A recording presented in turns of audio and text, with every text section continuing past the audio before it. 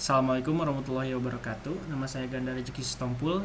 Saya di sini akan mensimulasikan sebuah rangkaian 8 bit CPU yang ada di layar ini. Ya. Jadi sebelum lanjut ke hal-hal teknisnya, saya akan menjelaskan terlebih dahulu sebenarnya apa sih rangkaian ini tuh. Jadi secara teknis, rangkaian yang bisa kalian lihat di sini itu adalah rangkaian implementasi dari arsitektur komputer berbasis von Neumann. Nah, ini adalah prototipe CPU sederhana yang sering disebut sebagai SAP atau Simple as Possible Computer. Jadi meskipun kayak terlihat minimalis dari dibanding prosesor Core i9 atau M3 yang ada sekarang ya, prinsip kerjanya sebenarnya sama 100% sama ya. Rangkaian ini adalah otak yang mampu mengambil instruksi, mengolah data, dan memberikan output secara mandiri. Jadi apa sih fungsinya dari rangkaian ini? Nah, fungsi utamanya itu adalah mengeksekusi program yang tersimpan di dalam memori secara sekuensial ya. CPU ini dirancang untuk melakukan tugas-tugas dasar komputasi. Contohnya apa sih? Kayak misal data movement, memindahkan data dari satu register ke register lain, atau dari memori ke unit pemrosesan. Lalu ada arithmetic dan logic operations, melakukan perhitungan matematika dasar secara seperti penjumlahan dan pengurangan melalui unit ALU-nya. Nah, ada juga instruction decoding atau menerjemahkan kode biner atau opcode ya menjadi aksi nyata. Jadi kalau kita kasih misal kode 0001, CPU ini tahu dia harus menjumlahkan angka bukan menguranginya. Jadi kenapa sih harus 8 bit ini? Jadi angka 8 bit di sini merujuk pada lebar data busnya ya. Artinya dalam satu detak clock, CPU ini memiliki atau mampu mentransfer atau mengolah informasi sebesar 8 digit biner sekaligus dari 00000000. Jadi nolnya itu ada 8 untuk titik awalnya sampai 1111 sampai 8 satunya. Nah, seperti itu penjelasan awalnya. Nah, oke, sekarang kita lanjut ke komponen utamanya ya. Jadi setelah paham fungsi besarnya, sekarang kita bedah apa sih yang ada di dalam kotak-kotak ini itu. Jadi kalau kalian perhatikan, terdapat blok-blok utama ya, yang terpisah-terpisah gini. Nah, ini tuh bekerja secara sinkron. Nah, jadi saya akan membagi ke beberapa kelompok. Yang pertama itu unit kendali lah ya, unit kendali dan detak. Jadi yang pertama itu ada clocknya ya. Di sini nih clock. Nah, di bagian bawah kanan ini adalah jantungnya. Jadi tanpa pulsa dari sini itu tidak ada data yang bergerak. Nah, kemudian ada control unit atau blok CON di sini nih di bagian tengah. Jadi ini adalah pusat syaraf yang mengatur sinyal-sinyal hijau. Nah, ini sinyal-sinyal hijaunya kan bisa dilihat menyebar ke seluruh rangkaian. Nah, untuk bagian blok kedua itu ada unit pemrosesan data. Nah, di bagian kanan atas ya. Di bagian sini ada ALU atau Arithmetic Logic Unit. Jadi ini adalah unit yang tugasnya itu menghitung. Di bawahnya ini ada GPR atau General Purpose Register. Nah, disinilah data yang sedang diolah disimpan sementara. Biasanya disebutnya register A dan register B atau dan lain-lain lah ya.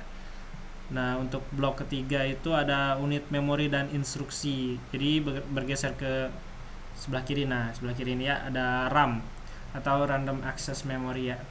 Sebagai gudang penyimpanan instruksi dan data. Jadi untuk mengakses RAM ini kita dibantu oleh MAR atau Memory Address Register yang bertugas memegang alamat data yang mau kita ambil. Di bagian bawah RAM itu ada program counter.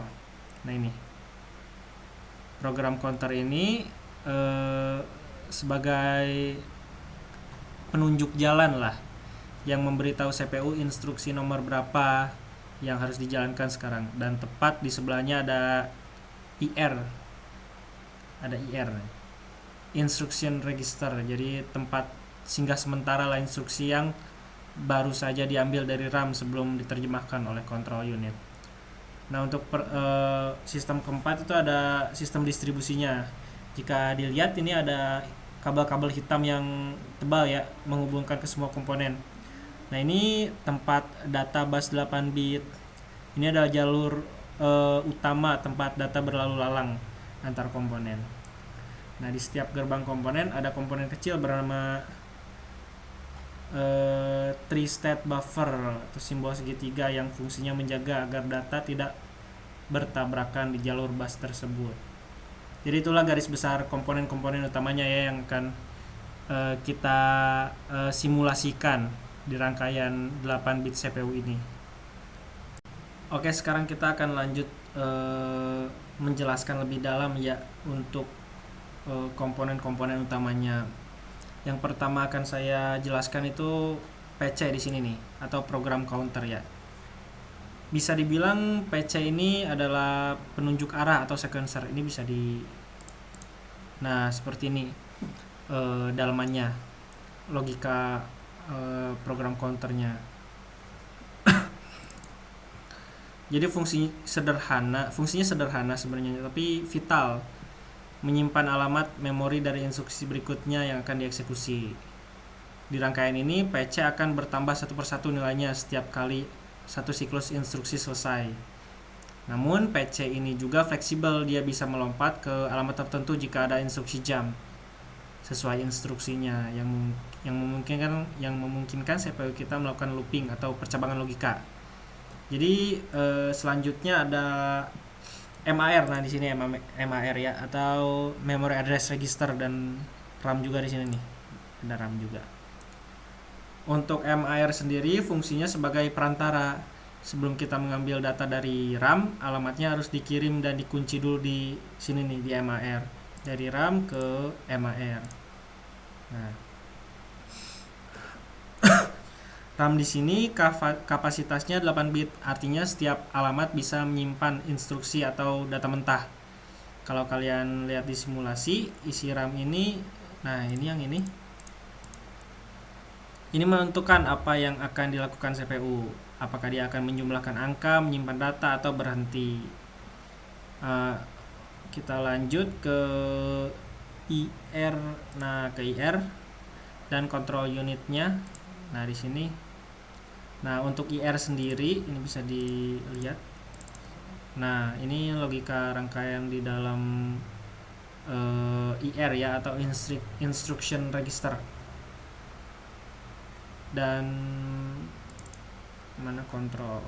Nah, ini control unitnya atau con. Balik lagi. Jadi setiap kode biner yang keluar dari RAM itu masuk ke IR terlebih dahulu. Nah, masuk dari sini MAR, masuk ke IR. Nah,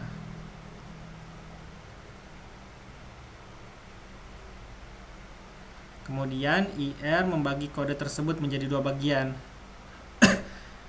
Ada opcode atau instruksi apa, dan operan atau alamat atau datanya itu gimana. Nah, opcode ini dikirimkan ke control unit sebelah sini.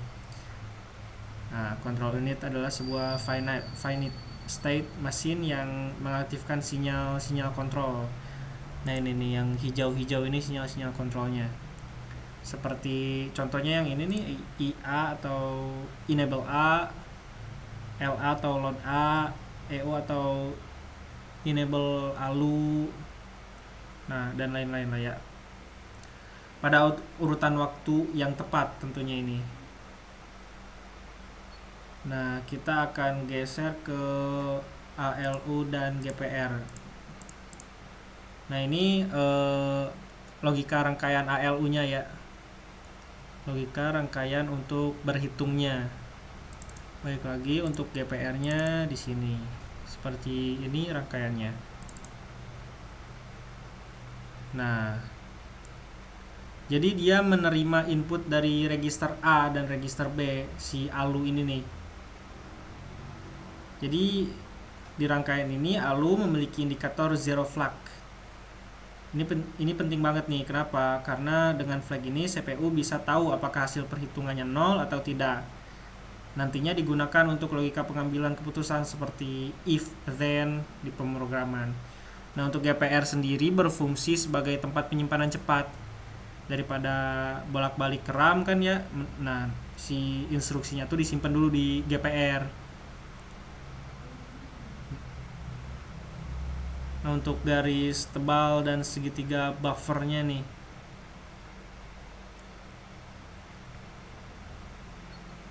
kita akan menjelaskan ininya. Terakhir kita harus bahas 3 state buffers atau segitiga kecil di jalur bus ya. Nah, mungkin terlihat sepele, tapi ini adalah polisi lalu lintasnya, ibaratkan. Karena semua komponen terhubung ke jalur bus yang sama, kita tidak boleh membiarkan dua komponen mengirim data secara bersamaan. Nanti akan menyebabkan data bus tabrakan gitu. Sirkuit logikanya malah error. Nah, gitu. Nah, sekarang saya akan menjelaskan lebih dalam gimana sih flow dari rangkaian ini. Misal dari mana ke mana sih flow-nya dan lain-lain, fasenya kayak gimana.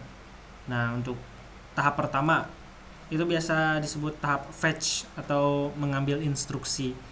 Nah, instruksinya biasanya kalau di sini dari PC ke jalur bus, ke MAR, ke RAM, lalu ke IR.